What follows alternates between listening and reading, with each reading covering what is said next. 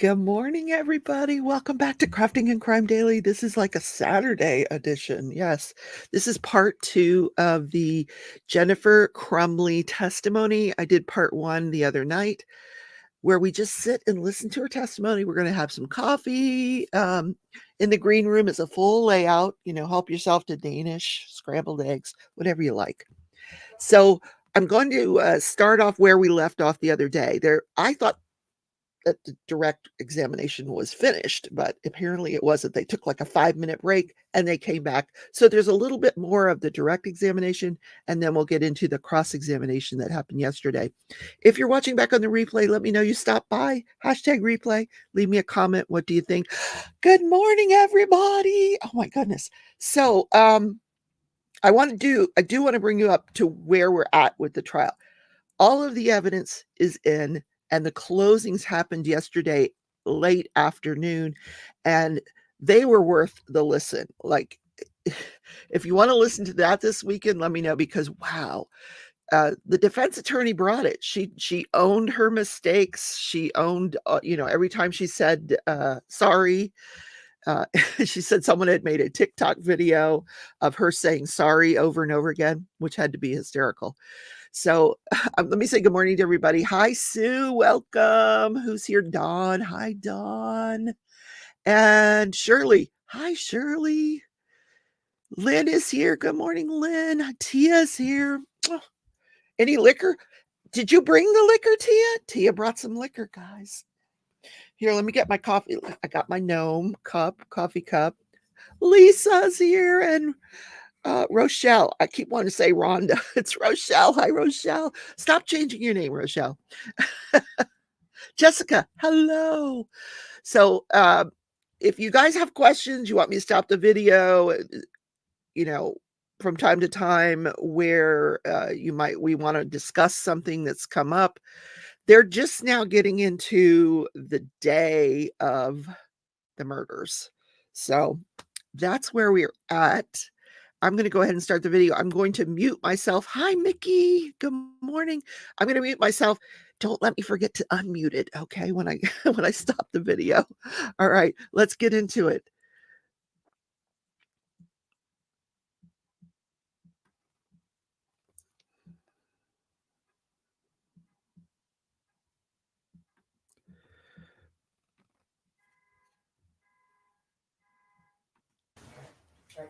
Okay.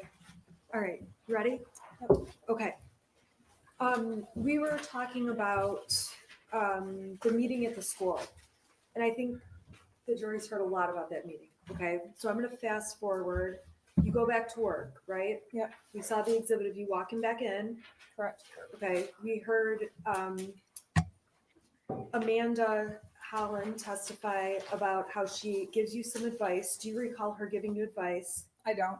Is she somebody you go to for advice? No. Why not?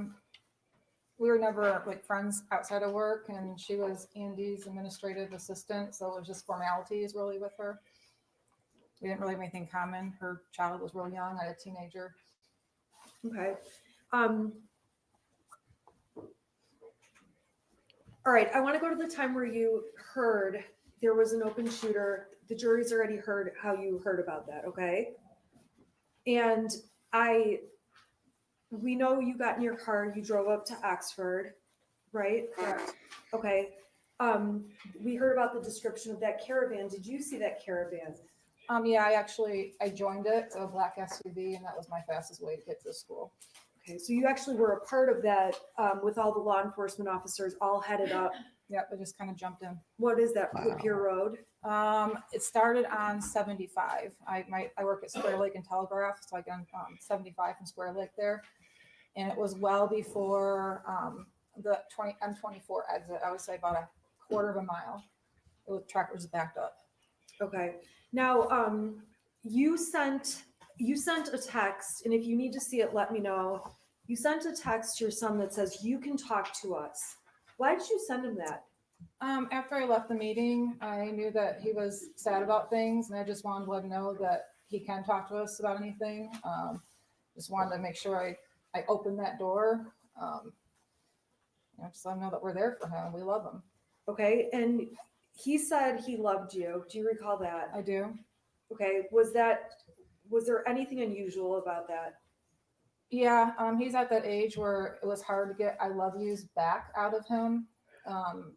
For me to open my text and just see him randomly saying "I love you" was abnormal for him.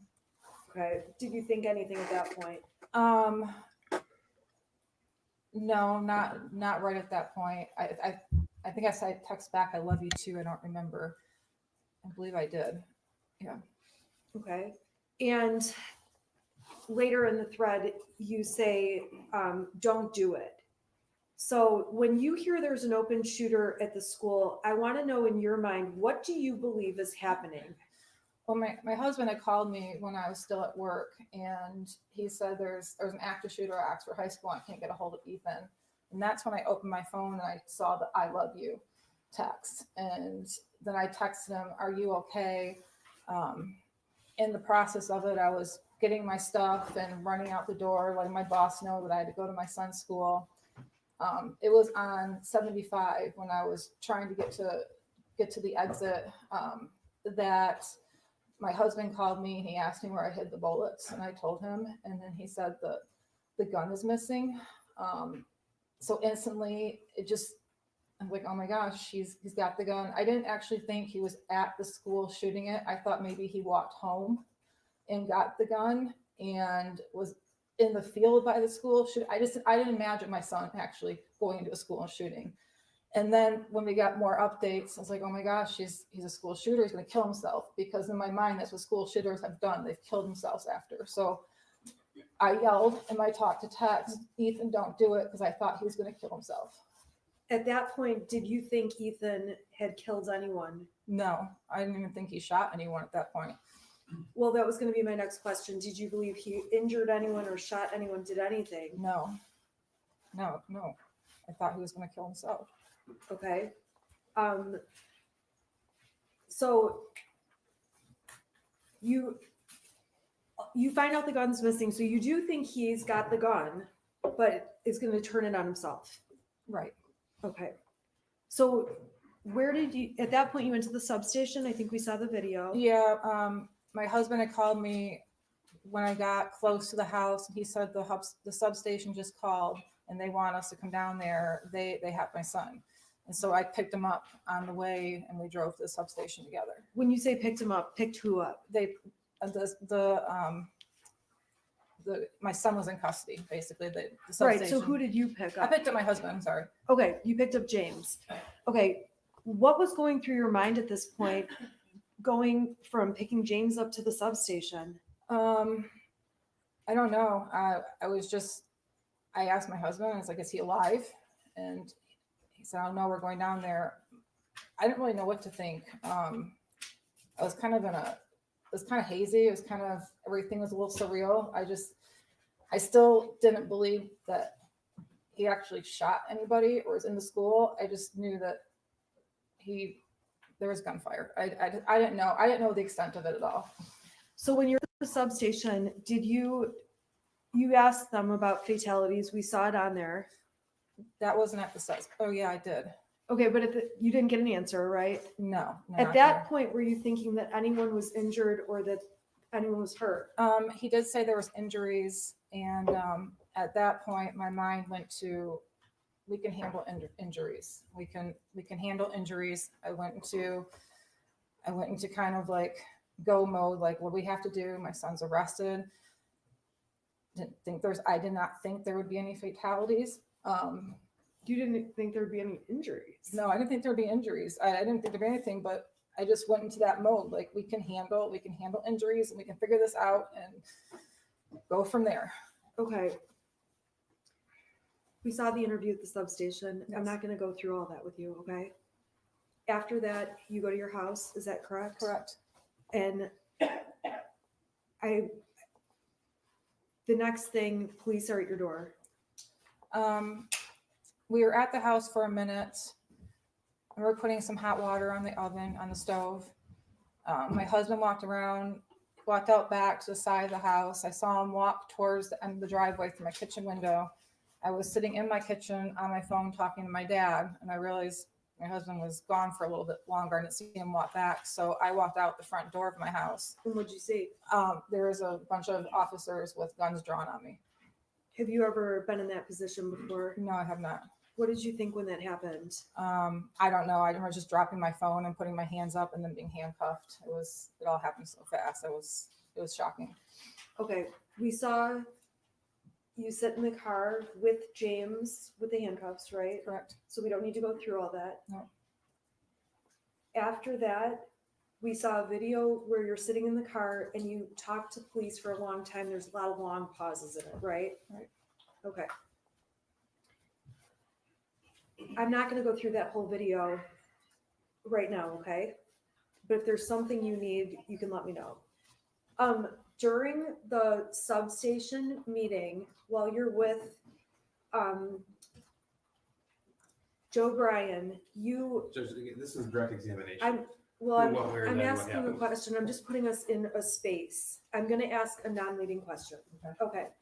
So we all can see that you are using your phone while you are speaking to law enforcement. I want to know what you're doing on your phone. It's not leading. What were you And the doing on whole your jury phone? can hear you constantly saying What were you, object. okay, what were you doing on your phone? I was looking, well, first I was looking for the paper to show the officer that was sitting next to me. The first one I pulled up, I couldn't get to zoom in, so I had to search through my emails for the other one to get that pulled up. Once I got my phone back, I'm pretty sure I was going through the mass amount of text messages and Facebook messages I was receiving from family and friends asking me if my son was okay, because at this point in time, nobody knew anything. I was also messaging with my or my boss, who happens to be an attorney, trying to get his advice on what to do.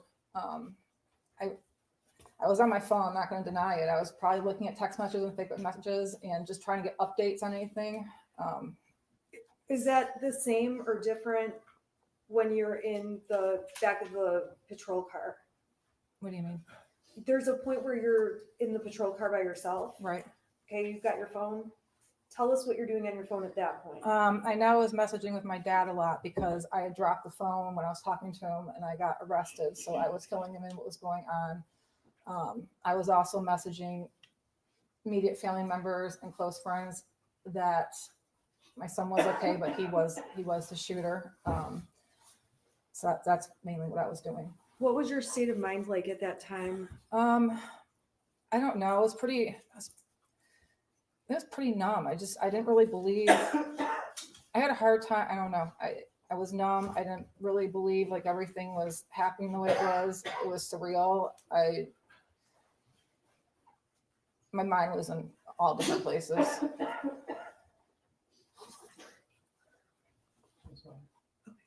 Okay, so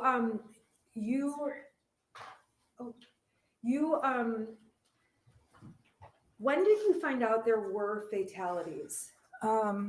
In the back of the car when I was by myself, and I asked the officer, and he told me there was 4 fatalities. That's on the video. Yes. I'm not gonna ask you questions about that, okay? All I can hear is object, and it's very distracting. I would ask them to write notes or something because it's very distracting. Okay, I can hear them, but just try and put your voices down. I didn't say the word object. Okay, Okay, We're not saying object. okay, well, she can hear you saying something apparently. So. okay. So this is the time where you find out there's fatalities. I'm gonna move on to a different topic. On your cell phone, do you have a habit of deleting messages? Usually it's threads. Okay, explain to the jury what you do, because go ahead and explain.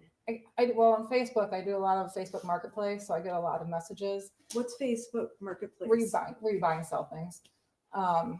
So the first main screen of my phone will get clogged up with Marketplace messages. So I'll just delete threads. My main people come up that I talk to on a regular basis. If that starts getting full, I delete those threads too.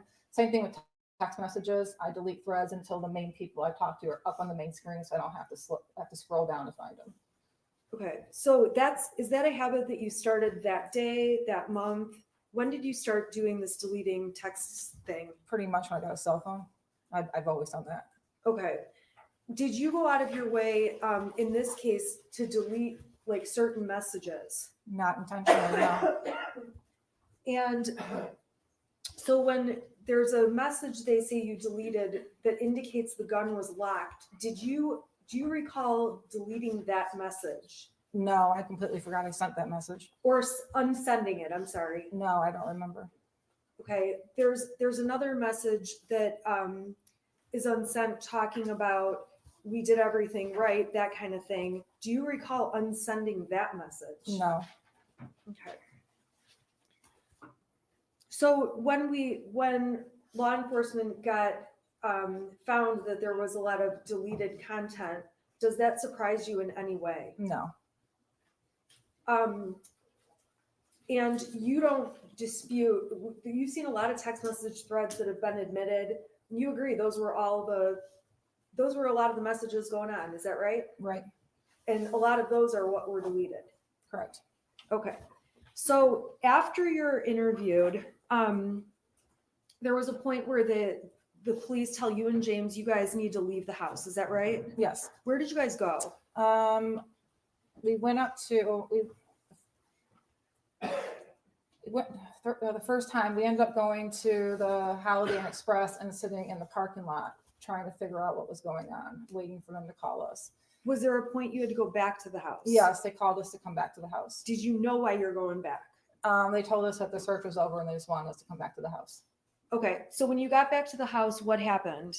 We went into the house and then the detective asked for our cell phones. And were you reluctant about giving over your cell phone? Yes, I was. Okay, why is that? Sounds bad, but my life is in my cell phone. My contacts are in my cell phone. Everything I need is in my cell phone. I don't memorize phone numbers. I have an emergency going on and they're taking my only means of contact away from me. Okay, there was a suggestion to go get burner phones or track phones, prepaid phones. Correct. Did you do that? Yes, we did. Okay, so there was evidence, you went to Walmart in Lapeer, does that sound right? Yep. And we saw the receipts. There's been a lot of text messages about threats. Tell the jury about what you were receiving. We were receiving so many threats on let me back up. On our new track phones, in my Facebook Messenger, there was a ton of threats. I wasn't getting text threats on my new track phone because I had my number, but my Facebook Messenger was blowing up with threats. Once I got into my email account, that was blowing up with threats. People found my realtor.com profile that I hadn't had for years and were sending me messages through that. I had people sending me screenshots of text threats they found that I didn't know about. How were you feeling at this point? I was feeling pretty scared. Okay, scared of what? Well, scared that somebody might hurt us. Okay. At that point, did you ever go back home? This is the first time, right? I'm talking after you bought the track. Oh, phones. no, we went to the hotel in Lapeer. Okay, so you go to the hotel in Lapeer, and then how long did you stay there? Just one night, Okay, so that was the night of the 30th. the 30th. Okay, what did you do on the 1st? We woke up. I knew I had to make arrangements. I had a senior dog and 2 cats still at the house. I didn't know what to do with. My neighbor was sending me updates, letting me know that there was still media around my house, that my house had multiple random pizza deliveries that people were calling in. So I had to get dog food for our dog, and I met her at the actually in the church parking lot behind Red Naps that afternoon to give her the food. Okay, and I believe that we've heard about that and saw the GPS stuff. Did you go to any banks? Not on that day. Okay, did you go anytime that week? Yes. All right, why were you going to banks? When all this unfolded and we found out that it was my son that was a shooter, I get a lot of advice from my dad. My dad's been involved in some some civil suits before. He told me that there's probably going to be a lot of lawsuits, and they're going to try to take your assets. And I didn't really have any assets. The bank owned my house, the bank owned my cars, and all I had was the cash in my bank. And he said they could freeze your account. So I went and withdrew money from my account. My dad also deposited extra money in my account during that time to give to us, help us retain a lawyer, which I withdrew as well. Okay, so you withdrew that money. Did you withdraw anything from an account that had Ethan's name on it? We transferred money from that savings account to our account. Okay, explain that account. I know it says Ethan's name on it. Is anyone else listed on the account? No, it's a Simply Kids savings account through Flagstar Bank. So he opened it with $200. I don't think he really had any more than $100 left after things he wanted to buy, but I transfer money from my check into that account. So we kind of use it as a savings account too. Okay, did you leave any money in that account? If we did, it was very little. Okay. So on December 1st, we heard testimony already that your son was charged. You watched online. Is that accurate? Correct. Okay.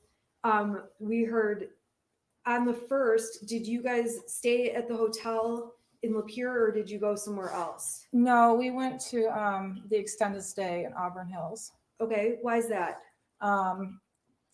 Probably for the cheapest rates, and it was a decent hotel. Not any other reason why.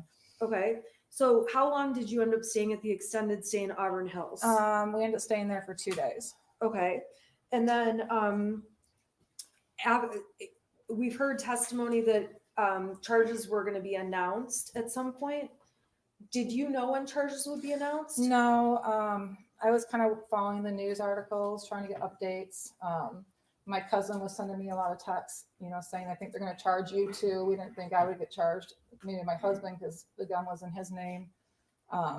So we had an awareness of it, but I don't think it really actually set in that it was going to happen until it did.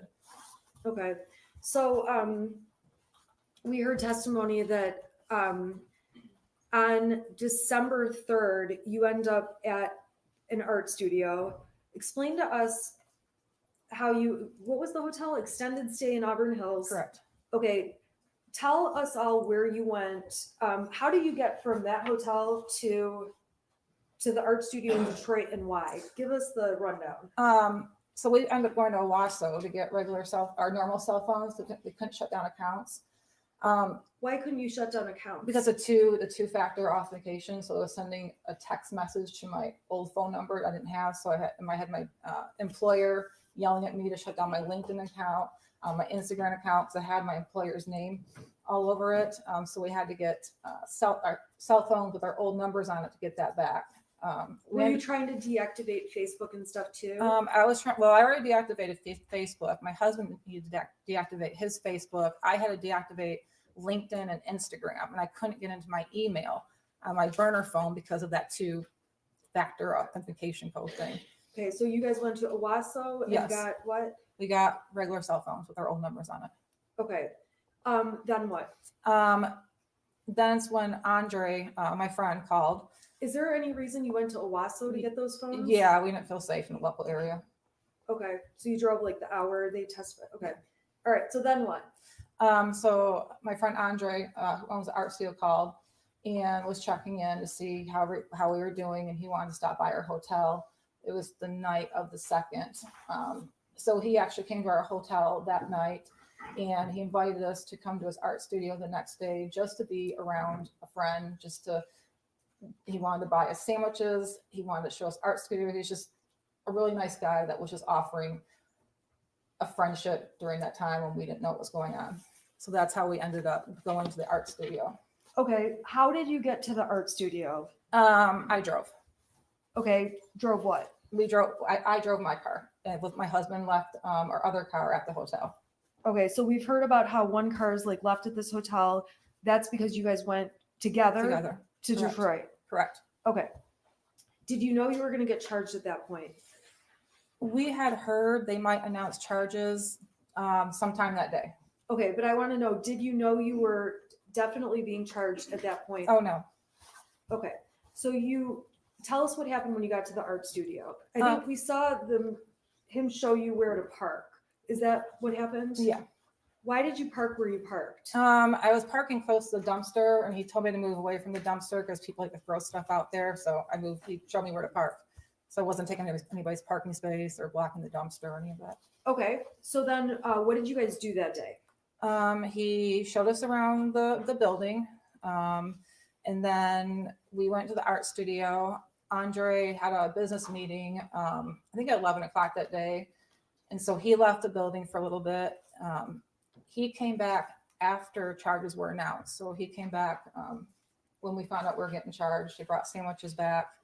At that point in time, How were you feeling at that point when you found out you're getting charged? just freaked out. I've never been charged anything in my life. Okay, so you've never been charged with a crime like this? Like this, correct. Okay, of this magnitude. Correct. All right. So what, okay, so you know you're charged, or you know that they want you. What was your plan at that point? Well, I was in touch with my attorney, Me, you, and I was taking your advice that we're going to turn ourselves in when were you planning to turn yourself in? the next day. So it would be Saturday morning. Okay, why was that? That's when the Novi court was doing arraignments that day. Okay, so on Friday, the whole afternoon, you know you're being charged. That afternoon, what was your plan at that point? Or what were you doing at that point? I was debating whether or not to go back to Auburn Hills and stay at the extended stay. And I think this is before we even knew there was a manhunt out for us. Okay, Your Honor, may I approach the witness with the defense exhibit, proposed exhibit A? The prosecution has received it. No objection. Do you object to submission? Okay, thank you. Okay, A is admitted. Can you tell the jury what that document shows? It's a Priceline.com travel itinerary, your trip from December 1st. Okay. Last visited 12/3/2021. Okay, so when you're, okay, on 12/3, are there also searches for another hotel?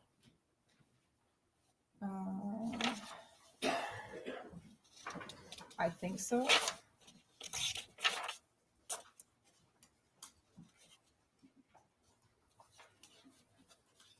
Yeah, there's a Priceline checkout, Auburn Hills, 12/4/12/5. So I think I was looking at for those dates. So you were planning to, is it fair to say then you're looking for a hotel? Objection deleting.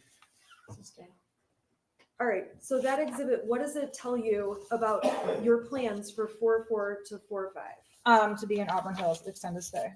Okay, what is Priceline? It's an app where you can get last minute hotel deals. Do you agree these are your searches? Yeah, I'm always on Priceline. Okay. Ultimately, on the night of the 3rd, were you aware on Friday afternoon if you could go into court that afternoon? What was your awareness? I was not aware that we could go into court that afternoon. I was just waiting on direction from you to what we're going to do the following day and turning ourselves in. All right, so the prosecution showed lots of pictures of the art studio. We agree, that's what it looks like, right? Right. Okay. Did you guys sleep on that mattress that night? Yeah, we did. It was actually in the hallway, a common hallway the business shared, and we pulled it into the art studio and slept on it that night. Okay. Did you, the prosecution showed receipts and supplies that were bought, things like that. Who went to the store and did that? My friend went to the store. We gave him a list, and he picked up things for us. Okay. Why didn't you go to the police department? This is so distracting. I'm having a really hard time. I can move maybe and ask. Okay, try not to talk. Okay. So who bought those supplies? My friend did. Okay. Why didn't you and James just go on your own to the police department and turn yourselves in? because we didn't feel it'd be safe. Okay, why is that? Just the fact that the entire community and Michigan knew that we were expected to turn ourselves in at the police department, so they would know where to go. Okay. And so that night, what did you and James sleep there? We did. What time did you go to bed? What happened? Just really quickly. I want to say it was after 11, maybe around 11 o'clock when we finally went to bed. We both, I'm prescribed Xanax for anxiety, and we each took 4 because we knew we were going to turn ourselves in the next day, and we hadn't slept in 4 days, and we just wanted to sleep. Okay, so you each took 4. We did. Okay, and so the next thing, the next piece of evidence we saw was them coming into that art studio. Do you recall that? I recall my husband screaming, and there's people with guns again in our face, officers. What were you doing prior to hearing your husband screaming? We were sleeping. Okay. Were you aware there was anything going on? No, it was not. Okay. We saw the video, so we don't need to go through all of that. And the prosecution admitted, I'm going to put it up on the screen, People's Exhibit 150, and I just want to verify with you. I'm sorry, can you turn it on, actually?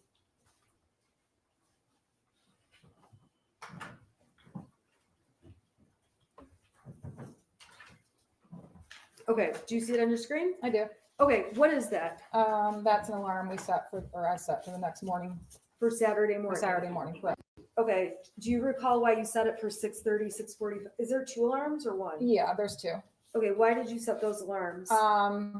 Because we were going to wake up and drive to the Novi courthouse and meet you there by 8:30. Okay, and what was your plan there? What was going to be your plan when you got to Novi? We were going to be arraigned. Okay, now, there was Everything's still evidence, up. oh, whoops. There was evidence that your purse and belongings were found in totes there. Do you remember seeing all those pictures? I do. Okay, tell the jury why those were, your purse and personal effects were in those bins. I didn't know if we were going to jail. I didn't know if we were going to be bonded out. I didn't know what was going to happen. So I had told my friend where I left my purse and my backpack, where I did have pretty much all my money in it, to grab those the next day, or when he's at the studio. He's not usually there in the weekend. So I put them in the totes just for extra precaution. In some of the messages the prosecution admitted, you say that you failed as a parent. Are you a failure as a parent? I don't think I'm a failure as a parent, but at that time, I guess I felt bad that Ethan was sad at those things. And I guess I don't know. I just felt like I failed somewhere. I don't really know how to describe it. It's just that point in time, I just kind of felt like somewhere I failed. Do you believe there was anything, do you believe that you knew or had reason to know your son was a danger to anyone else? No. As a parent, you spend your whole life trying to protect your child from other dangers. You never would think you have to protect your child from harming somebody else. That's what blew my mind. That was the hardest thing I had to stomach, is that my child harms and kill other people. Do you believe there were things you were thinking at the time, I should do this, but I'm not doing it? Do you look back and think that? No, I don't. I mean, of course I look back after this all happened, and I've asked myself if I would have done anything differently, and I wouldn't have. If you could change what happened, would you? Oh, absolutely. I wish he would have killed us instead. Over the last 26 months, has this been stressful for you? It's been very stressful. Yes, Have you had a range of emotions? I've had a lot of emotions. Are you trying to, do you believe you are the victim here? I don't want to say that I'm a victim because I do not want to disrespect those families that truly are the victims on this. But we did lose a lot. Okay. You've lost everything. We did.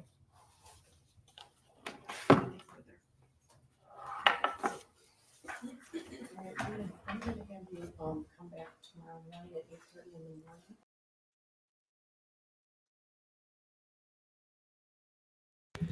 Okay, we're gonna go into the, that ended the testimony for that day. So the next day she comes in and she sits for the cross-examination. So we're gonna listen to that cross-examination now. I do have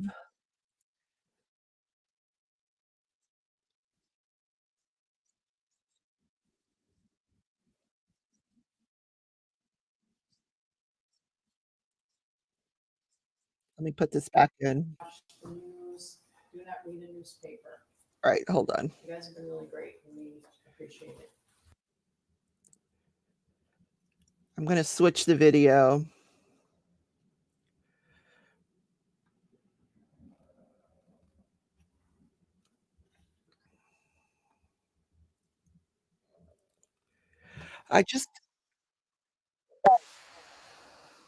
Let me start sharing.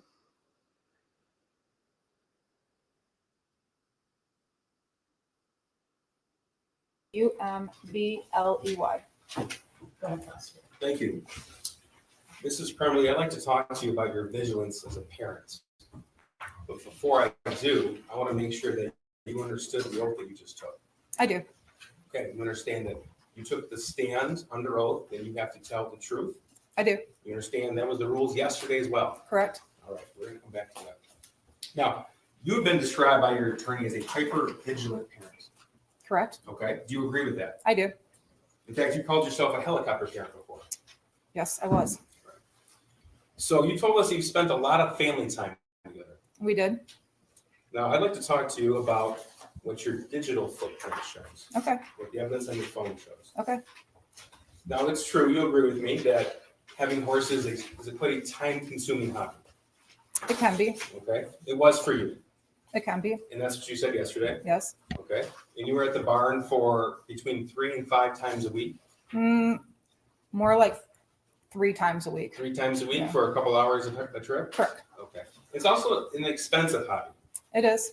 So your banking records show that in the year 2021, you spent over $20,000 on the horses. Is that correct? Probably. Okay.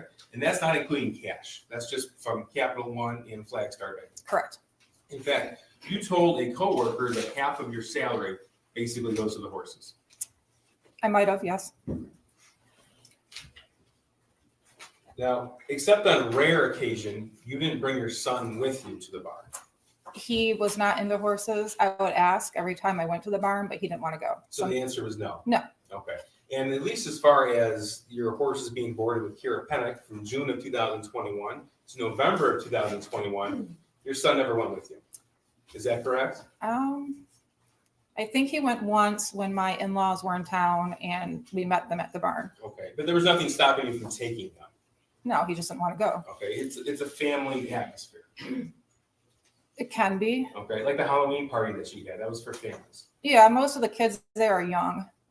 Okay. In the winters, you were on ski patrol as well. Correct. Okay. And that can be a bit of a time-consuming hobby. It can be. All right. And you would be on ski patrol between 1 and 2 times a week? It's a total of 10 hours a week. 10 hours a week. Okay. So how many days? I did doubles on Saturdays, so 1 day a week for me. Okay. So you told this jury yesterday, you depicted your affair with Mr. Malash as a one time a week meet up at a Costco parking lot. Is that your testimony? Correct. Okay. But it wasn't just that, was it? No. Okay. In fact, there are numerous photographs sent to Mr. Malash. Okay. Yes or no? I'm sure there was. Okay. Numerous messages exchanged with him. Correct. And it wasn't just during the week, Monday through Friday, was it? No, No. In fact, that's what you said yesterday, but in fact, it included trips, there were actual business trips that he met me on. okay, and included other individuals. Yes. What's Adult Friend Finder? So where you can go on and meet people who meet certain tastes that you're looking for. This is 429. And you had the app Adult Friend Finder on your phone. I do not believe I had the app. on my Okay, it phone. was found on your phone. Okay, well, I guess it was on my phone. Okay, and there were messages from you to other individuals. Correct. Your Honor, I would object that this is going outside of the scope of the affair with Brian, but. I don't think the court's ruling on opening the door was confined to just her extramarital affair with Brian Welch. Well, I guess, with regard to Mr. Malash, I determined that, the defense opened the door. I don't know that I determined that the defense opened the door as to other. She depicted herself as having one extramarital affair for about a 6-month period of time, where she met with him one time a week. That was her testimony yesterday. We have evidence to the contrary, and I think it's important. This is gonna get exciting. All right, it is what it is. all right, well, go ahead, but I won't delve too far Okay, yeah, into it, Judge. really, this jury has been here a long time, and I respect their time, Judge. I'll be brief. You might have blushed. So, Mrs. Crumbly, I'm sorry, this is not a laughing matter. Mrs. Crumbly, on Adult Friend Finder, we see messages from you in at least of August of 2021, August the 4th, 2021. Okay. Okay, and you don't dispute August the 10th of 2021, No, August the 11th of 2021. no, And more importantly, November 21st, 2021. no, Okay, and more important than that, November the 28th, 2021. no. Okay, you don't dispute that evidence was found on your phone. I don't dispute it. Okay, and you don't dispute that it wasn't just you and Mr. Malash meeting after work hours. It was with you and Mr. Malash arranging with other individuals to meet after work as well. No, I only met with Brian during work hours. The times that we were at the hotel, I was on business. We did arrange for other people to meet us there. So Sunday, November the 28th, you remember that day? Mm, It was the day after you took your son to the shooting range. I don't remember it. You don't remember that day? No, 2 days before the high school attack? no, I don't remember what I did that day. Okay. Well, you were pretty specific in what you did on November the 27th with the firearm. You remember that? Correct. All right. Now, November the 28th, 2021, you spent your time arranging a meetup with somebody on Adult Friend Finder. I never met anybody on Adult Friend Finder that day. Arranging a meetup. Oh, okay. I'm not just talking about the time that you spent physically with somebody. I'm talking about the time that you spent and devoted your energy to setting that up. Okay. And you'll agree with me, it's not just the time period at the Costco parking lot or the time period at the hotel or the time period on the trip, correct? That's the only time I met with people. Right. But that's not the only time that you devoted your own personal time and energy and focus to that, is it? I guess I don't understand what you're asking. Okay. Well, these meetups didn't just happen by themselves. You had to set them up. Correct. You weren't driven there. You weren't dropped off there. You set them up with somebody else. Correct. And that took your time and your energy and your focus to do so. I don't believe it took too much time and energy. No. Now, you told this jury that when your son texted you that he was seeing demons and bowls flying off the shelves, that was in the spring of 2021. You recall that evidence, right? Correct. You don't dispute that that was on your phone. No. You don't dispute that at some point you read those messages. No. And you don't dispute that your son said at least one time, "Can you please text me back?" Correct. You don't dispute that when you're at the barn, your other messages show that you can take pictures, send pictures, and receive pictures. Usually I'm at the barn. If I take pictures and I try to send them, they don't go through right away, or I won't send them until I hit a spot where I actually have service. So in Exhibit 423, the Facebook message chat between you and James, the chat that you deleted, there are a number of pictures that James sent to you from the barn of a horse in a conversation about that particular horse. Do you Okay. dispute that? No, Okay. And in fact, dozens and dozens of pictures of the like. I'm You- sure, yes. You're sure, okay. And those pictures were sent to you with a timestamp on that Facebook message chat. Okay, Do you dispute that? no, No. Okay. And then you responded in that same time frame. Do you dispute that?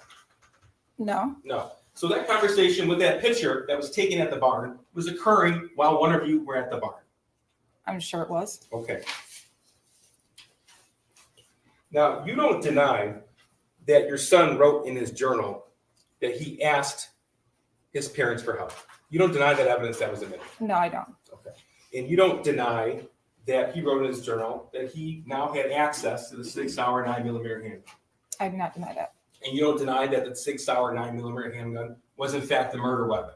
I don't deny that. And you also don't deny that that gun was gifted by you and your husband to your son on November 26th. Describe gifted. How about when you posted on Instagram his new Christmas gift? Correct. And I explained yesterday that it was for him to use at the shooting range. We didn't just hand him a gun as a here you go, son. It was something he could use when we went to the range as a family together. You don't deny that in April of 2021, you described your son as being depressed. I didn't describe him as being depressed. I noticed that he was acting You depressed. used the word depressed. Yes, he was acting sad. He was acting depressed. Okay. And you know what depressed means? It means a lot of different things. Well, to you, it meant depressed, and you wrote that. Right. You don't deny in April of 2021, the evidence shows that your son told his only friend that he had asked you for help.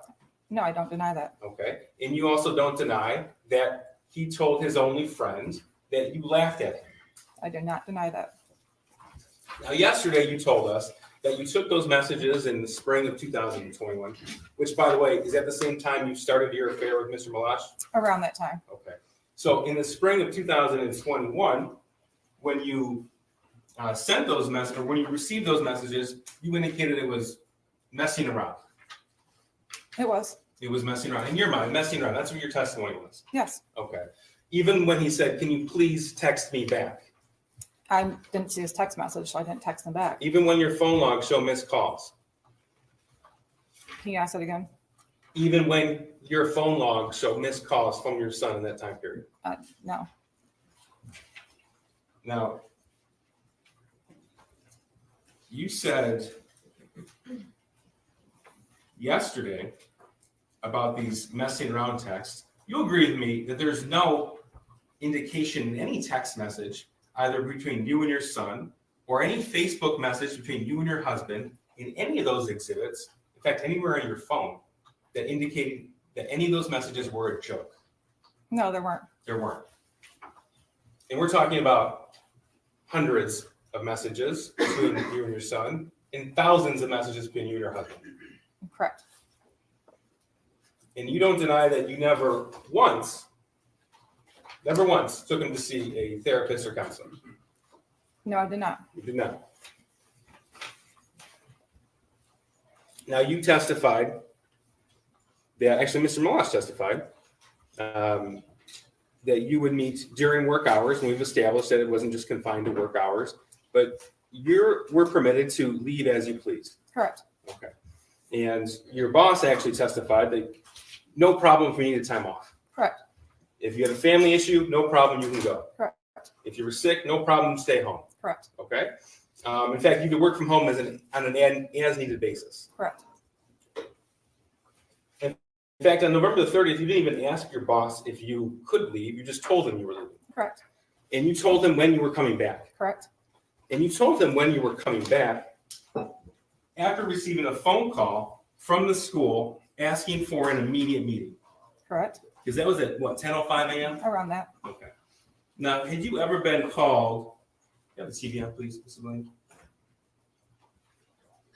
Had you ever been called? Yeah, it takes some time for all three of them. Sure, Judge. I have a few more questions I can ask before we get to these. Okay, go ahead. Have you ever been called to the school on an immediate basis before? No, Have you ever been told that your son had suicidal ideation before? I was never told he had suicidal ideation before. Okay, that's your testimony. But you've never been called to the school once for a meeting, I need to see you now, No, correct? Okay. So even before you had made it to the school, you had told your boss when you were coming back. correct. So you had already put a limit on that meeting. Not necessarily. Well, you said, I'll be back in about an hour, Okay, right? That's your words. about an hour. Okay, those were your words. Correct.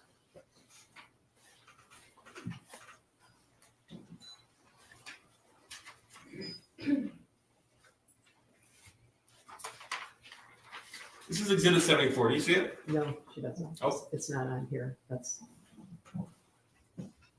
Yeah, it takes a minute. Okay.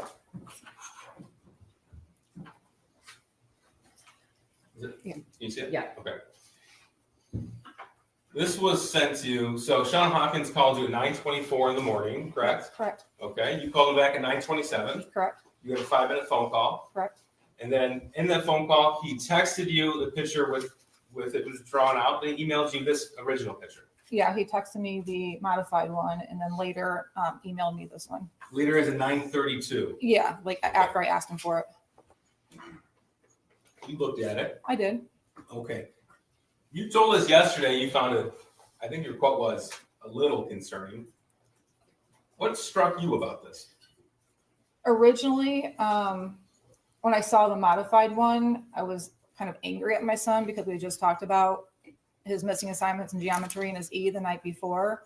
Then when I got this one and opened it, it was concerning. I honestly thought the guy on there was a poor drawing of Batman, the way the thing and the cat. I thought it was a cape. I didn't know. You thought that was a cape? I did. I didn't look Okay, at what that did you think of closely. the gun? I thought it was a gun. Yeah. What about the fact that it is identical to the gun that you got him for Christmas a couple days before? I mean, honestly, it just it looks like a gun to me. I didn't even notice. Well, you took a picture of the gun. You posted it on Instagram. You know what it looks like. I do, but I didn't analyze it. You saw Sergeant or Special Agent Brandon's testimony. He described how it's identical. And you told us yesterday how your son was a good drawer. He's a very good drawer. Okay. What about the thoughts won't stop, help me? Did that ring out to you? Yes, that was what was concerning to me. Blood everywhere, and there's a bullet. And actually, you were the one who bought the bullets in November the 27th. Correct. You later came to learn that those bullets were used in the shooting. I did. So you said yesterday it was a little concerning, yet you told your husband emergency in all caps. Correct. That's why I left to go to school and I you said- texted him. And he wrote back, "My God, WTF." Correct. And then you told him he was distraught about last night. Correct. Distraught's an intentional word you chose. Correct. Not sad. It's not a little anxious about school or his future. It's not talking about a video game. Distraught has a meaning.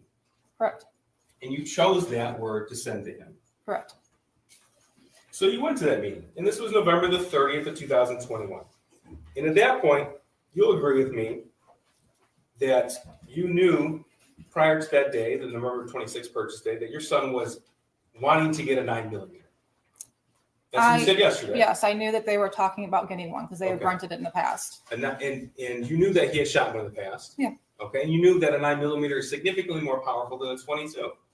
I did not know that until I actually shot it. Okay, well, your dad took your son with James to the shooting range when they visited in July of 2021, Correct. and they talked about how powerful the 9mm was because they rented one. Okay. I don't know. Yes if I or was, no? I don't know if I was part of that conversation, but if it was, it didn't register to me. To register. Okay, you knew at the November 30th, 2021 date that your son's friend had been taken without notice to your son. Correct. You said, I'm sorry, incorrect or I said correct. Correct. And you knew that when your son's friend was taken, your son was extremely upset. He was upset. Yes. He didn't go to school for a few days. I don't remember that. Okay. Well, if the school records show that he was absent for a few days after that, would you deny that? I wouldn't. And would you deny that he missed school because he was so upset? I don't know if he missed school because he was so upset or maybe he was sick. I don't know. Now, you told us yesterday and you acknowledged that that individual, that child, was like a second son to you. Correct. So he was the only one that your son hung out with. Outside of school. Correct. Okay. Well, who did he hang out with inside of school? He named some names to me. I've never met them before, but he told me some group of kids that he sits to eat lunch with and he talks to in class. Did he ever visit their houses? No, Did they ever visit your house? no. The only other peer to visit your house was this student who left the state around Halloween 2021. At that time, correct. We're talking about that time in October, in September, in at least August, July, June, May, all of Of 2021. 2021, correct. 2021, thank you. Now, he left on Halloween, and you knew that your son was planning to hang out with him on Halloween, Yes. okay? But his friend didn't show. I had texted his friend's mom the day before trying to confirm if he was still coming over. And that's when we found out that he was driven to Wisconsin and taken to that school. Okay, so you're telling us you found out the day before Halloween? Yeah. Okay, but that didn't stop you and James from going to a Halloween party at the barn. I don't believe it was on Halloween. Oh, that's what Kira testified It to. was a Friday before Halloween. If there was a picture with a date stamp on it, would you deny it? No, Okay, and it didn't stop you from after you left that party without your son, you went to another Halloween party, we did. and your son was home alone at that point. Yes. So you talked to us a little bit about your son's hobbies in 2021.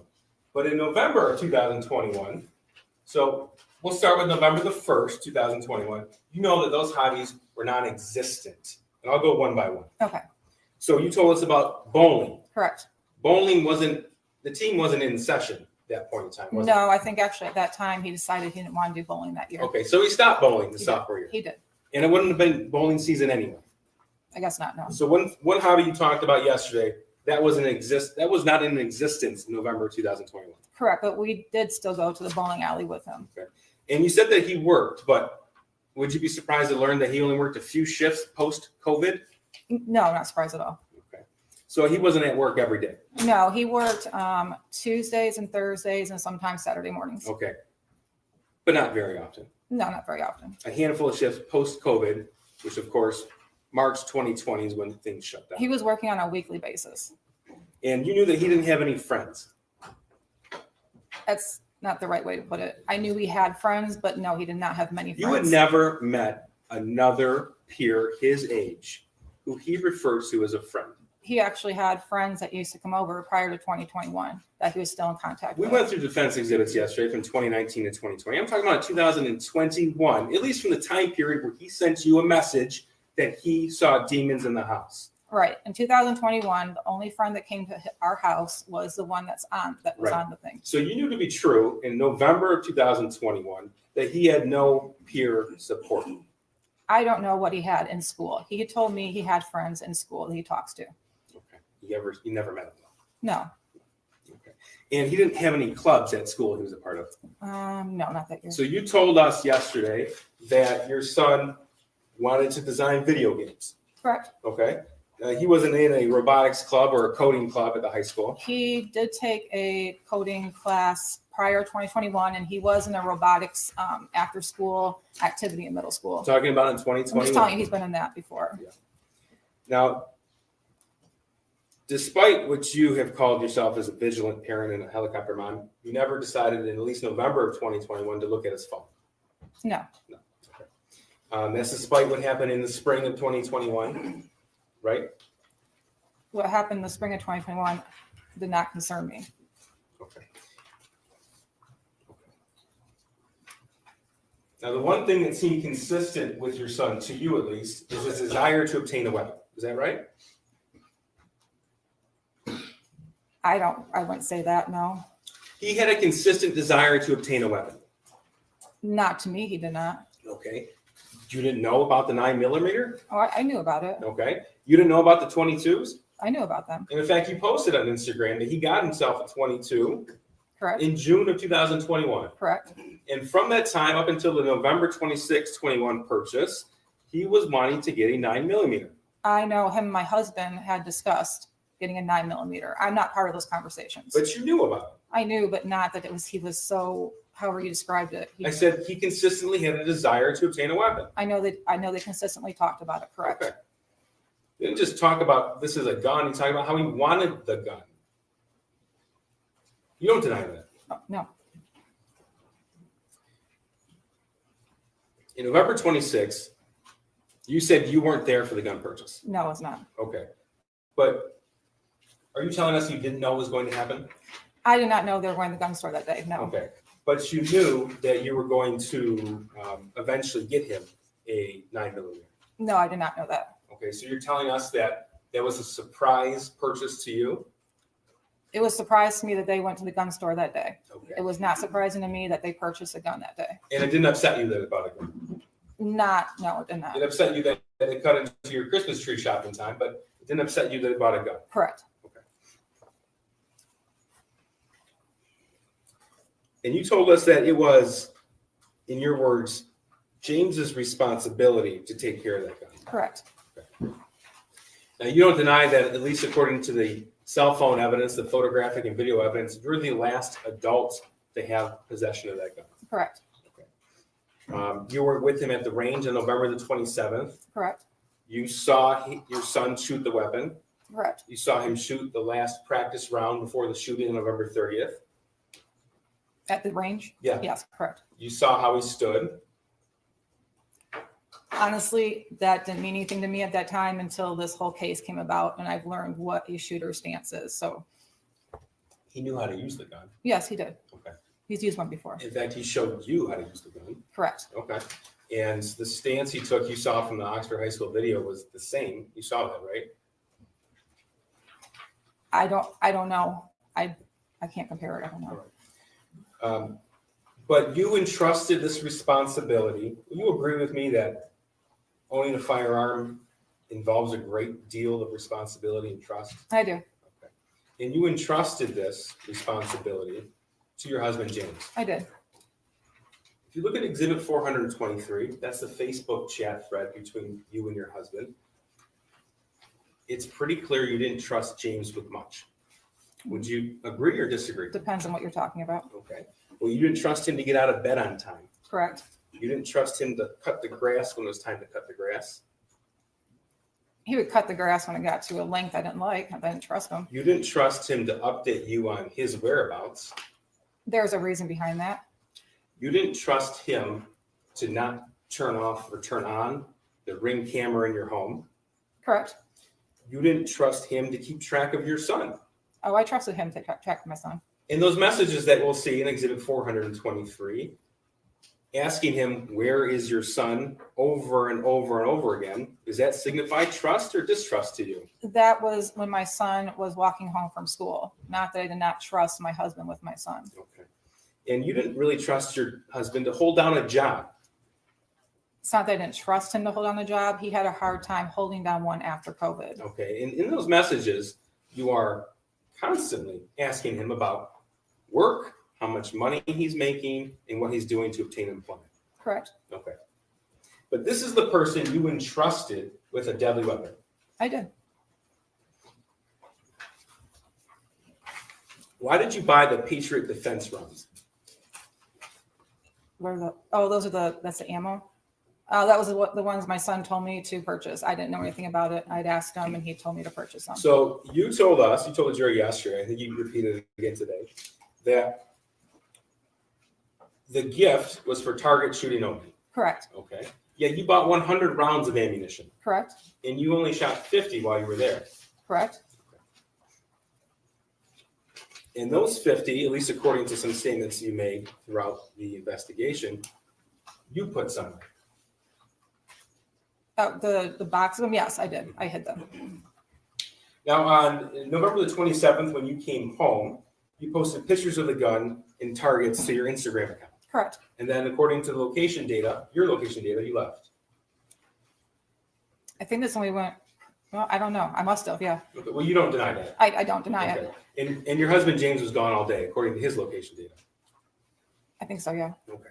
And you saw in the evidence that in the picture you posted, there's an ATF pamphlet on handgun safety for children. Correct. Did you read that? I looked it over, correct.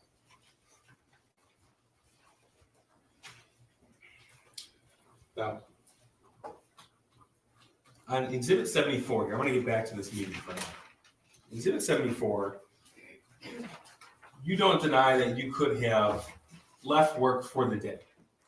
No, I don't deny that. Okay. And you don't deny that you didn't tell the school officials, Mr. Hopkins and EJAC, about the gun purchase on the 26th. No, we had stated that we went to the shooting range I went to the shooting range with my son on Saturday. You didn't tell them that you had gotten him that Christmas gift. I didn't think it was relevant, no. You acknowledge that you never told Mr. Hopkins and EJAC that it wasn't just a friend, but it was the only peer that you had ever met and left. I probably said his best friend. You acknowledge that you didn't go home to look for that firearm after the meeting at the school. We wouldn't have a reason to. So that the answer is, and you acknowledge that? No, I acknowledge it. Okay. And you acknowledge that you had already made plans for the night to go to the barn. Yes, I do. Okay. And you acknowledge that you had the time to stop at your house before you went back to work. I would have, but I didn't have a reason to. Now, you had told us that you had never taken your son to any sort of mental health professional. No, Okay. But you know how to obtain that help. correct. In fact, you have prescriptions related to that. I do. So it's not that you didn't know who to call or how to call, you didn't. Correct. Correct, okay. Yesterday, you talked a little bit about how you express emotion. Correct. And in fact, and the council asked you about your nerves when you testified. But you're capable of emotion, Yes, I am. right? Okay. And in fact, you had some explosive emotional fights with your husband. What we did. And that was in the home that you shared, Correct. okay? And with your son, we Correct. saw pictures of that home. Correct. And you told us that your son was at an age where he wouldn't text you back, I love you. It wasn't a text me back, I love you. It's like in passing, like, hey, Ethan, good night, I love you. Well, yesterday you told us that your son was at the age where he wouldn't text you back, I love you. Those Well, were your words that, yesterday. yeah, but more or Okay. less like just saying it in passing. He didn't. He wouldn't say it back. I say good night, Ethan, love you, and he did good night. Okay. For him to text me that he loved me was abnormal. Abnormal. Correct. Okay. But you didn't respond to that text until 44 minutes later. No, I was in a meeting at work. Okay. And if you go through your entire text message thread between you two, the word love pops up how many times do you think? Between me and my son? Yeah. I have no idea. Okay. 3. Okay. The first is in reference to the game chess about a year before. Okay. And the other 2 times are right before your son committed this act and after the shooting when you responded. Does that surprise you? No. Robert, I would just ask if there could be a foundation for the dates of those texts, because I feel like we got just a few texts. Okay, well, I think he did you specify the date? I did. Judge. Two of the times were before and after the shooting, and the other time was when? About a year prior. I could pull the date if council would like it. And I'm also wondering if what the data he's relying on is coming from Jennifer's phone where she deletes all her texts, or if it's coming from the shooter's phone. Because the prosecution's asking questions, I just want to know the foundation. Oh, sure. Let me clear that one up. It's from your son's phone. So all the messages would be contained there. You don't deny that information would be accurate. No, I don't deny it. Now, What time period? you told us that Well, she said he asked if the chess one was a year earlier, and the other 2 were close in time to the shooting. the day of the shooting. Yeah, I know. I'm asking, Those have been admitted in evidence. do we know, Wait, what's the question? okay, but he's asking about the text overall, which have not been admitted into evidence, and I don't know that the text chain has all the texts. There's no foundation that what Mr. Keese is looking Judge, at. in cross-examination, All the texts. if the He's wit- asked if that, is that wrong? Would you argue with that? That's what he's asking. I mean, there are people. I know, she just doesn't know what. hold on, okay. council can't testify. Yeah, she can't testify. But there are people that end every conversation with love you. Yeah, I'm with that. Okay, so, and there are people who don't, right? So he is asking what's normal for them, and would she be surprised that how many times they'll hear?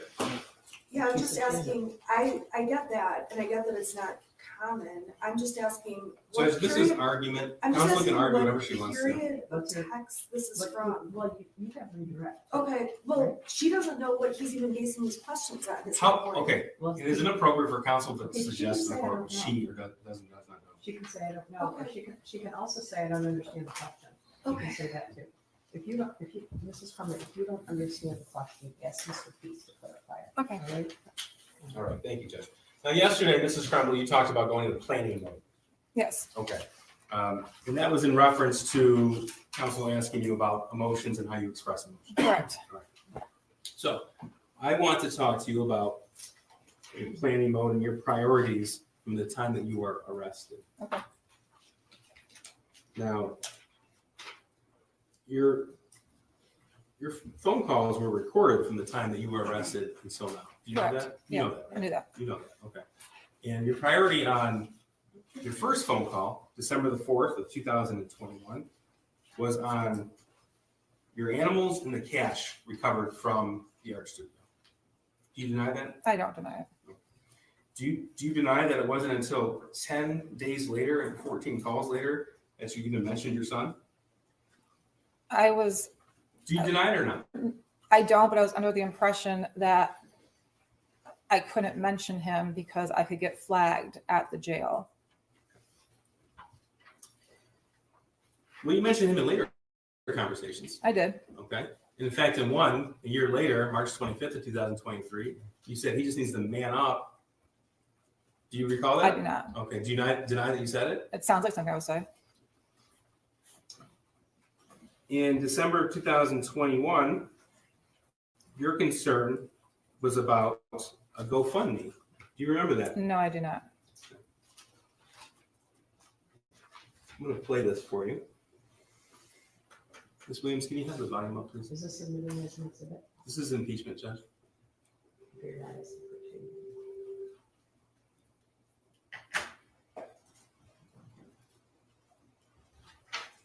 Hey, can you get some of the GoFundMe to help like pay for my horse's work? Well, there's no, Jennifer, that's, I just know, like, you know, that's for speaker face, but I know there's a lot of people that call the lawyer about the welfare of my horses. So, I mean, I'm throwing shit against the wall to see what's fixed. what's that? I'm just throwing shit against the wall to see Oh, what's I know. Okay, that was between you and your dad, Correct. okay? And you asked him to set up a GoFundMe to pay for the board of your horses? I did, yes. You were concerned about other things related to yourself around that time, weren't you? Yeah. Is this still planning mode? I believe so. Okay. And you were arrested December the 4th. This is going to be December the 22nd. Oh, I have a project for Mom. Yeah, okay. Can you have her Google how many calories are in a bologna sandwich with white bread? How many calories in the bologna sandwich with white bread? Yeah, American cheese. And what with American cheese? Yeah. You get some mayonnaise on it? No, the mustard. No, there's not any mustard. And then peanut butter and jelly on white bread. And peanut butter and jelly white bread, okay, so you're looking at bologna right now. Is that what your lunch and dinner is? For the most part, yeah, and the other stuff, I put my cereals, now some of them are actually. What is American cheese? Yeah, American cheese. And an apple and a banana. Because they like, Okay. just carb loading me, and I wanna make sure I stay at like 1,000 to 1,200 calories. No, I know bananas 100 calories. Is it, okay, what about an apple? Yeah. So the sandwich is 140 calories. Oh, 240. Okay, that's 300, so that is Yeah. 60 calories a day. And then peanut butter and jelly and white bread. Still planning mode? Well, I wasn't planning there, no. Okay. Now we're talking about how you describe planning mode. You describe that in context to statements you made to the police on November the 30th, 2021. Right? That's the context you use the words planning mode in relation to. Correct. Okay. So you told us that the last phone call on December 31st, that was still you in planning mode. I want to make sure we can accurate depiction of what that is. Now here's one from January 15th, 2022. No, it's not an issue of that, it's an issue of, that bank's gonna be always, they have issues with their online stuff, and they have issues with, just all kinds of stuff, I don't know, how can that bank on these people, it's like, so, but. And it was, that child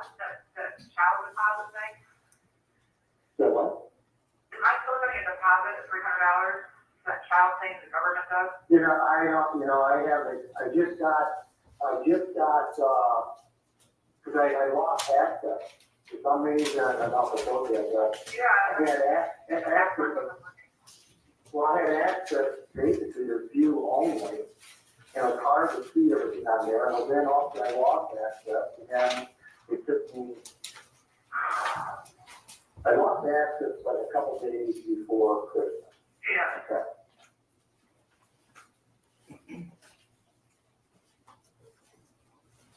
Okay.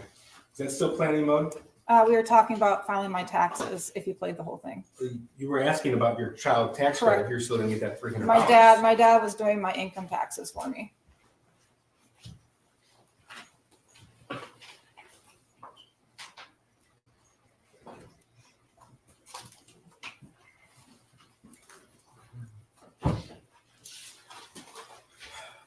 Now, when we started,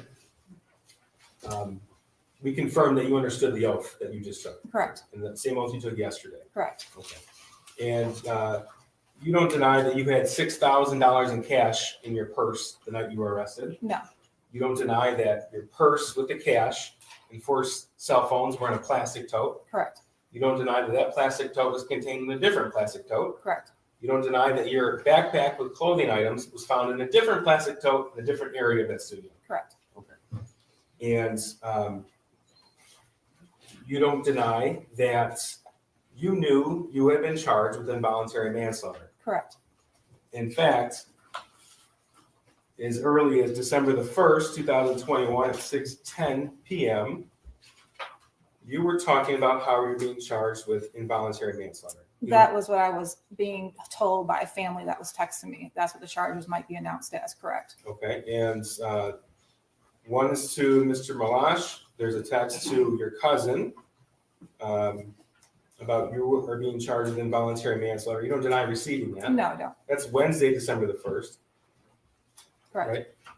And you sent your neighbor a message on Wednesday, the 1st of 2021, 6:55 p.m.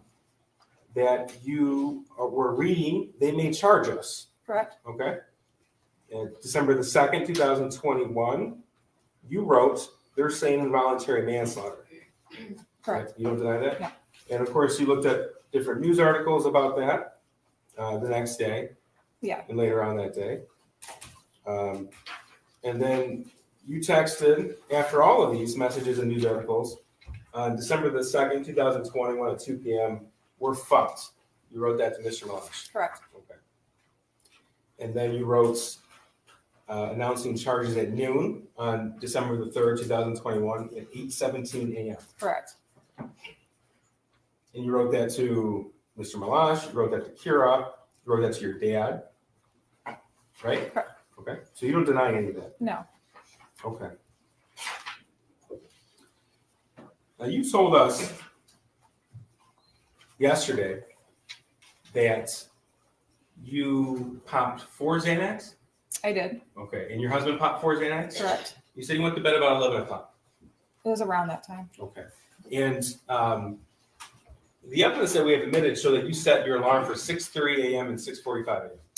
I don't know if it was me who said it, but it was set for that time, Okay.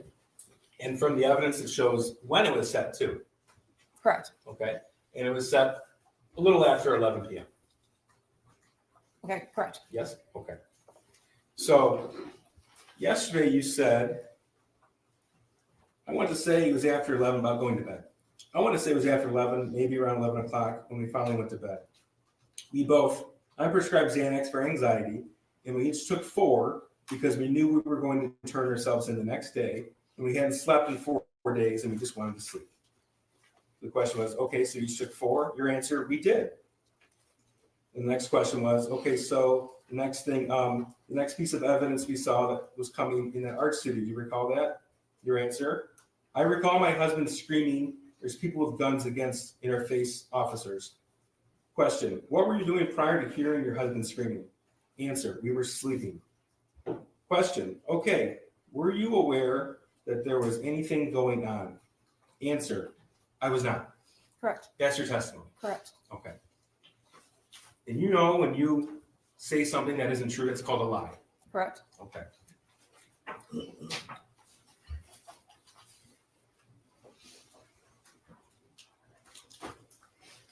This is going to be exhibit 430. Council does have a copy. Is it The entire thread. perfect? No There you objection. go. Oh, thank you. Judges of the court have a copy? Is this today's? Yes, Judge. Okay. Any objection? No, Okay. Mrs. Crumbley, you knew the police were there. 430 is admitted. Thank you, Judge. Not until I woke up, no. Not until you woke up. Correct. Okay. Now, we heard testimony yesterday, or throughout the trial, that 911 was called at 10:43 p.m. You recall that?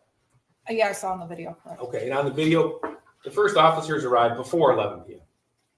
Correct. Okay, and either you or your husband, we couldn't tell from the video, but you tell me, is it you or your husband out there smoking? That was my husband. Okay, so your husband walks in shortly after the 911 caller walks in the building to call 911. Correct. That was on the video. Correct. Okay, and officers arrived. And then we've heard testimony from Mr. Kirtley, who had a studio there. We heard testimony from Sergeant Hendrick, who was in the fugitive apprehension team, as well as Corporal Shaw with the Detroit Police SWAT team about the amount of officers there. Correct. You recall that? I do. And you recall hearing the testimony that Corporal Shaw's team, their SWAT team, they actually used a 35-pound steel ram to bash in a door at the studio next to where you were at. You recall that testimony? I do. Okay. And your testimony was that you were asleep when the officers arrived. Yes, I was. Okay. But you had an alarm set for 6:30 in the morning on your phone, and that phone was found powered off, hidden in a tote, contained in a different tote, in a place away from the bed. Correct. You don't deny that? No. All right. And there are certain messages in 430. I'm going to go through them with you. This is actually to your attorneys. At the time, you had two attorneys. Marielle, this is Jennifer's phone. James and Jennifer are using Jennifer's phone now. That's it. December the 3rd, 2021, 6:04 p.m. Do you recall that? I don't, but I don't You deny don't, it. okay, you don't deny it. Okay. Your next message, the other phone broke. That's December the 3rd, 2021 at 6:04 p.m. The response was, when you can, we would like for you to call us. That was from either Ms. Smith or at the time co-counsel Mary Ellen. Correct. Your response, I'm sorry, this is from Marielle. Thank you. Shannon is calling you both shortly. Okay. At the top it says to and from. I'll make sure I identify for the record. From Shannon, Marielle and I are going to come get you guys in the morning. We do not think it will help to make a statement that you're coming back now or that it will be tomorrow a.m. We can say that we told everyone you were coming back, and as of tomorrow a.m., you are back. That's Friday, December 3rd, 2021, 7:02 p.m. Correct. Right? Okay.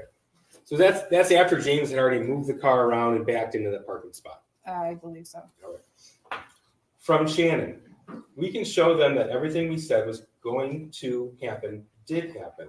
That's Friday, December 3rd, 2021 at 7:02 p.m. Right? Right. Your response, okay, that's at 7:03 p.m. From Shannon, I'm going to drive home from my office right now and call you guys in about 40 to 45 minutes so I can get all the bond factor information written down for Marielle and me. That's Friday, December 3rd at 7:36 p.m. Correct. Okay. Your response, okay, we'll be waiting, 7:37 p.m. Shannon, I'm going to call in 1 minute. That's at 8:54 p.m. that Friday night. Your response was okay. You recall? I don't, but I don't deny it. But you don't dispute the records. Correct. The next message you send was, think we might have found, don't know, just heads up, please check. December the 3rd, 2021, 11:14 p.m. That was written, but I do not believe it was written by me. Okay, you don't remember, well, you told us you don't remember any of these text messages. You just Right. specifically I don't remember this read one? through it, but You don't deny that this was on your phone, what we refer to as the burner or track phone. correct. We You don't deny that. were both using that phone at the time because my husband's broke. Okay. And then you wrote in quick succession, don't know, 11:16 p.m. We might have been found, 11:16 p.m. Laying low, 11:16 p.m. You don't deny that these are the records. No, I don't. Okay. Response from Shannon, oh shit. Friday, December 3rd, 2021, 11:16 p.m. Now, we know from all of the objective evidence, the testimony, the video, everything that the officers testified to, they were on scene before 11 p.m. You don't deny that. No, I don't. You don't deny that there were hundreds of officers on scene. I don't know how many were on scene. Okay. How many did you see when you got pulled out of the art studio?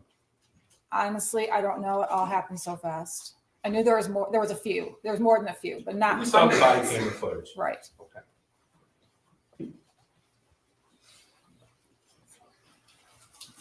Yes, I do want to make a point so everyone's aware. This exhibit was just made admissible this morning. Correct. Okay. So we actually just received it this morning, and when you testified yesterday, you didn't know this exhibit was going to come into evidence. Correct. Okay. I want to talk to you now about the night before the shooting. Okay. November the 29th, 2021. You had testified that you got into a fight about grades with your son. Correct. Okay. Is that because you checked Power School? Yes. Okay.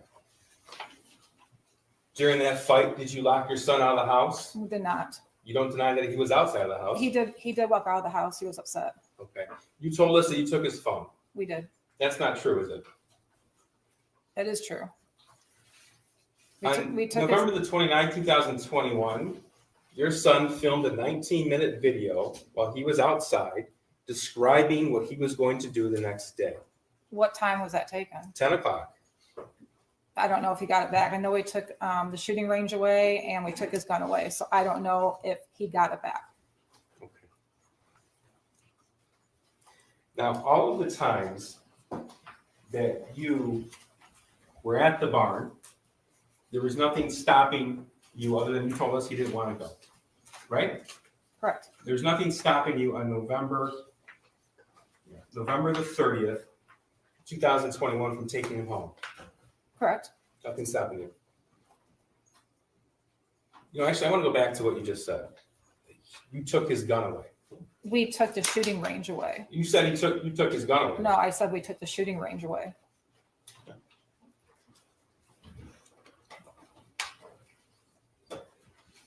Your son could have been with you those 3, 4, 5 times a week when you were at the bar. He could have, yes. Your son could have been with you on those times when you were with either Mr. Malash or somebody else. No. In the weeknights, he could have been with you after school, after work. I wasn't with Mr. Malash at those times. Okay, the other individuals then. I wasn't with them either at those Well, times. According to the I friend might finder, have messaged people at those times, but I was not with anybody at those times. he could have been with you on the Halloween party. He did not want to go. It was a bunch of little kids. And on November the 30th of 2021 at 12:51 p.m., you could have been with him, I could have, yes. and you didn't. No.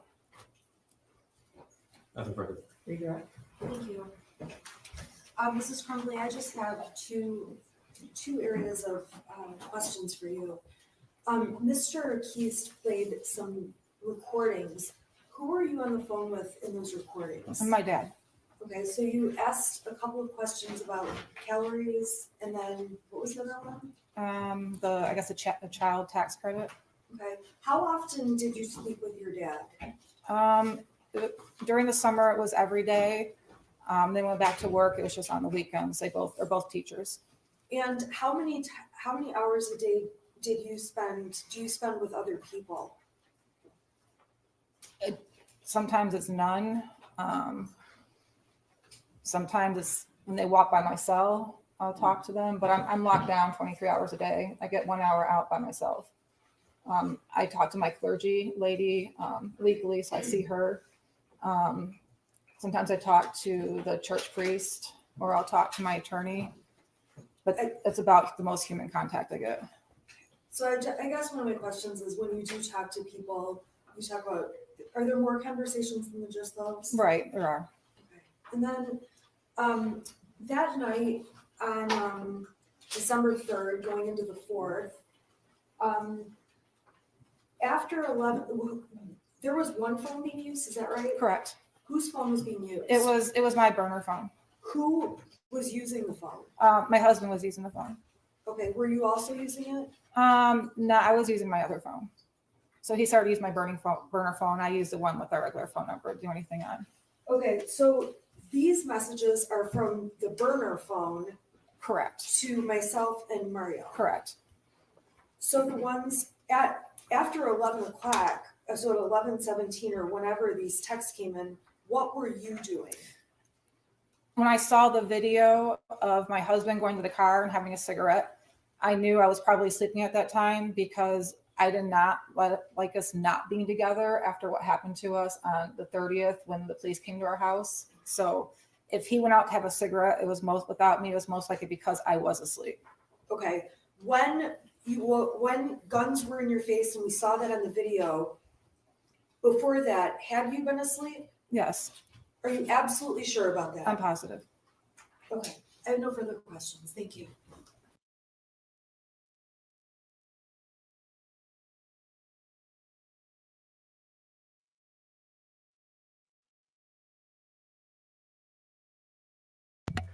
So that was it. Very interesting. I just wanted, there was some talk earlier. If this is a good time for questions, go ahead and put them in the chat. But earlier, there was some discussion about the son not having a trial. He pled guilty. So, no, he did not have a trial. But he had an Allen hearing, which took place. The way it was scheduled was really weird. It would be like 2 days here and a day here and a day here. It took place over several months, this Allen hearing. So there was a lot of the testimony from victims and other people that I'd heard before during the Allen hearing. And what an Allen hearing is when you have a juvenile that commits an offense, they're allowed to have a psychiatrist come in and talk about, brain development and all that good stuff. And that was the judge's opportunity to decide whether he would get life with parole or life without parole. And at no time did the son ever express any remorse. And so he got life without parole ×4. But he is appealing that. He's appealing it now. So, yeah, but at no time was his mental health ever put in as an issue. So, any questions? The white one, I know Xanax. What's that? 5? I don't even know how it comes. Xanax, like what milligrams it comes in.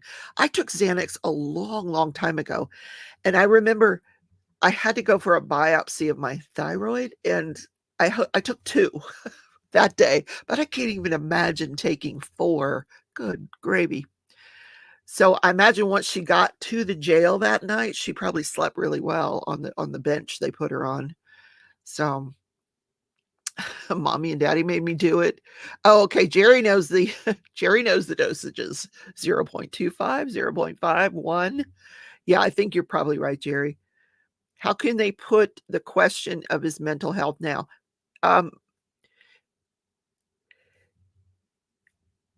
Maybe there's an argument to be made that he should have had an evaluation and maybe the judge shouldn't have accepted that guilty plea. I don't know. I can't even imagine, like, as a parent, she stayed in a hotel. She never went back to the house. I would have moved heaven and earth to get to my son. I would have, like, where is he? I got to go see him. Like, there would not be anything that would have stopped me from getting to wherever my son, wherever they were holding him, or, but my priority wouldn't be like, oh, I got to feed the dogs, or what hotel am I going to stay in tonight? That's just me. But man, she showed very little care for him after the shooting. I just don't get it. But that's just me. So, has the husband had a trial yet? No, he has not. I think his is scheduled for a month that begins with the letter M, either March or May. I want to say March.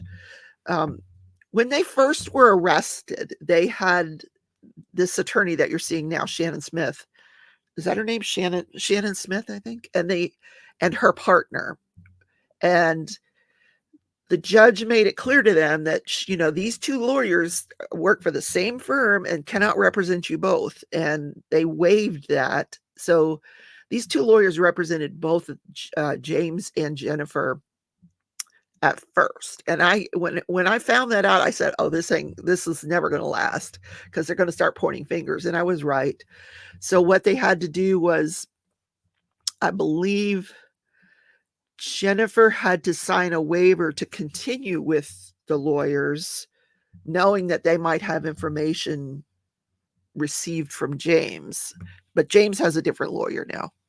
So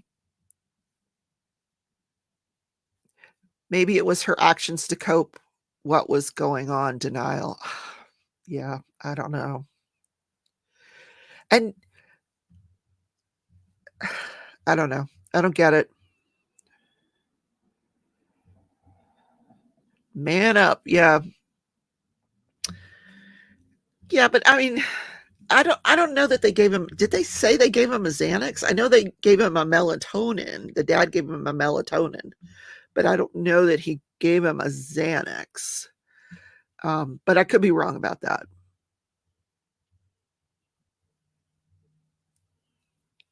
Tia says, because it wasn't addressed, she's talking about the mental health, facts that weren't in question can be addressed during an appeal.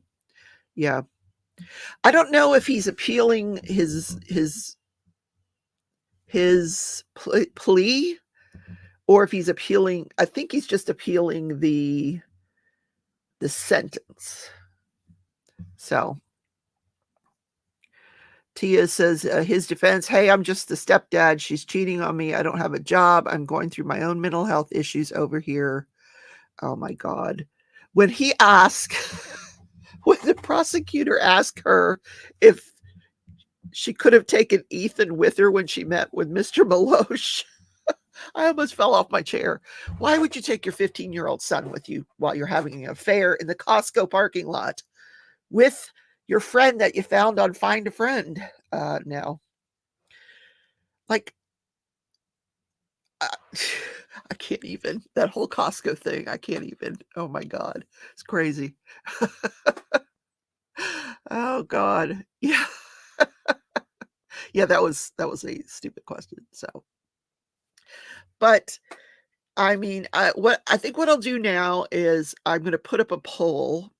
They've already, if you guys get a chance to watch the closing arguments, take a listen to those, because the defense, they both sides did a really, really good job during their closings. But the jury's going to come back on Monday and start their deliberations. So I will put up a poll on the community page, just so you can let me know your thoughts about whether she's guilty of involuntary manslaughter or she's not guilty.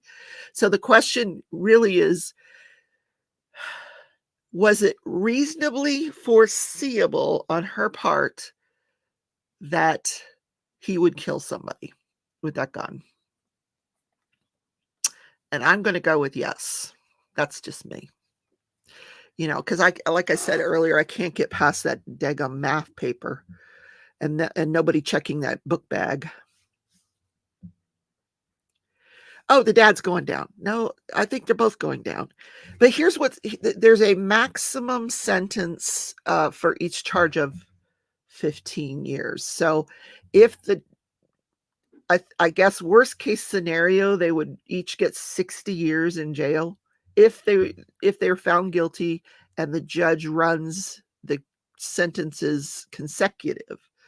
Or the judge could be this judge, she seems a little bit on the lenient side, so she could just say, concurrent and time served. She's already been in prison, or she's been in jail for 2 years, or give her a shorter sentence with supervision. I don't know. I don't think this is not one of those crimes where it's ever going to happen again. Her son's in prison.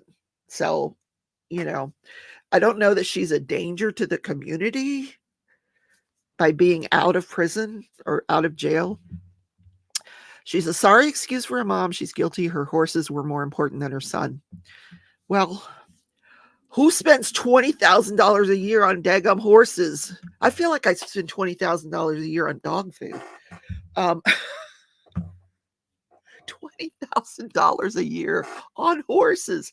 Yet she had no health insurance for her son. I think that was a big thing that day when she needed to get back to work. It was November 30th. It was her last day of open enrollment to get her son added to the insurance. So she, that's why she needed to get back to work. Why would you be waiting till the last day to add your son on the insurance? I mean, if you're a helicopter parent or a hypervigilant parent, wouldn't you have insurance for your kid? Sue, wow, it's such an expensive hobby. My God. So I think in the closings, the defense attorney compared it to like a guy having the hobby of golf. He's got his expensive clubs. He's a member of the country club. I don't know where she's from, but and then he spends money whining and dining people at the ninth hole. It's comparison. That was her hobby, horses.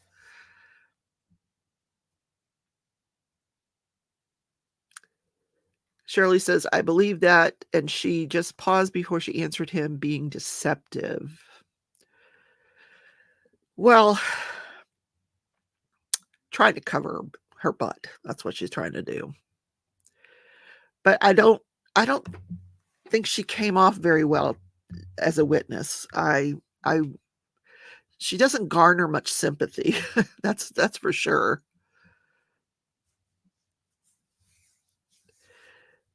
Tammy says, I don't know about the insurance. Lots of people don't have insurance. That's why our medical is so high. Now, I agree that people don't have insurance.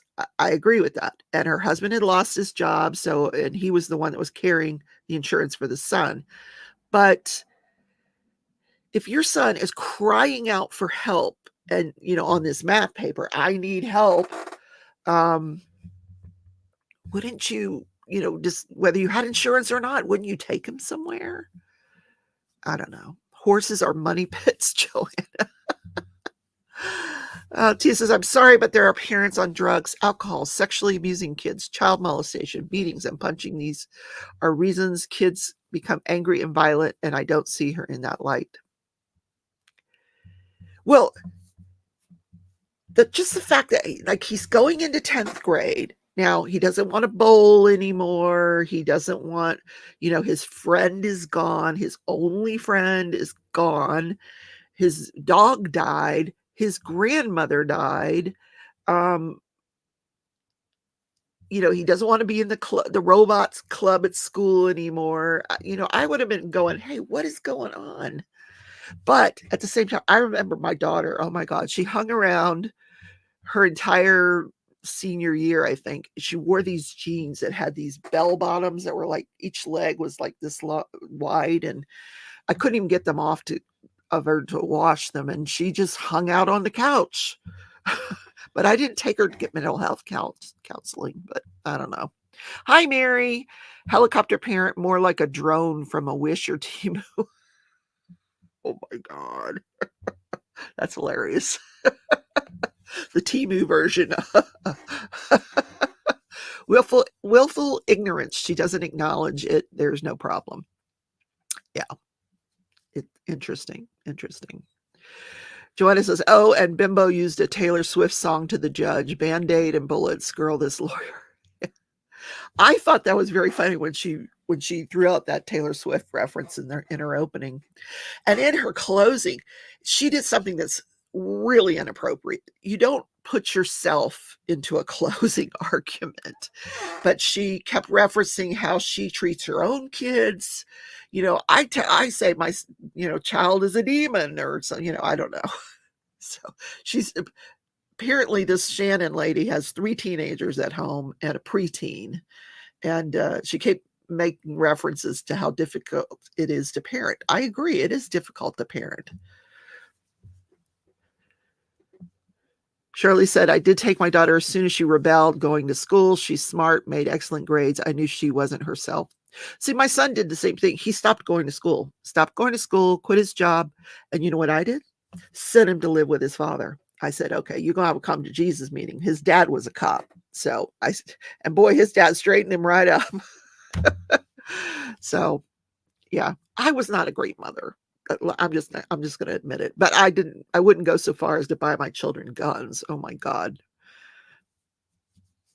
She did hang out on the couch, Tia, in those god awful pants. But both of my kids are mentally healthy, knock on wood. Thank God. Yep. All right. I'm going to go ahead and finish up the live here. I'll be live tomorrow at 11 for just coffee and chat. If you get a chance to between now and then, take a look at those closing arguments. Go on the community page and vote whether you think guilty or not guilty, or is this going to be a hung jury? Are they going to sit there like we are sitting here now having this conversation? I don't think, if I had to convince you guys one way or the other, that it wouldn't be a long process, because there's a lot at stake here. I think this is not going to be a quick verdict. So have a great day, everybody. Hey, go have a bologna sandwich or a peanut butter and jelly. And I will see you guys tomorrow. Take care, everybody. Bye.